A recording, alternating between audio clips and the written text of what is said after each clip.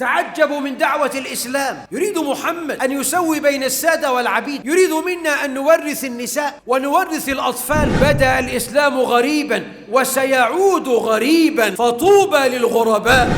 فمن مبشرات النصر والتمكين في السنة عشرات الأحاديث الصحيحة، منها ما رواه الإمام أحمد والحديث صحيح عن تميم الداري رضي الله عنه قال: سمعت رسول الله صلى الله عليه وسلم يقول: ليبلغن هذا الأمر ما بلغ الليل والنهار، ولا يدخلن يعني هذا الدين في كل بيت مدر ووبر، يعني في الحضر والبوادي، في المدن والصحاري، بعز عزيز أو بذل ذليل. سيأتي زمان يدخل فيه الإسلام إلى كل بيت. مع ضعف المسلمين الآن لا توجد في بلاد العالم دولة ولا دويلة ولا جزيرة إلا فيها مسلمون. على ضعفنا لا يوجد في العالم دولة ولا دويلة ولا جزيرة إلا فيها مسلمون. سيأتي زمان أخبرك الصادق المصدوق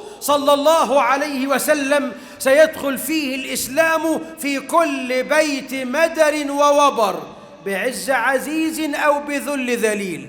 عز يعز به الله الإسلام وأهله، وذلا يذل الله به الكفر وأهله. كذا روى مسلم في صحيحه قال رسول الله صلى الله عليه وسلم: بدأ الإسلام غريبا وسيعود.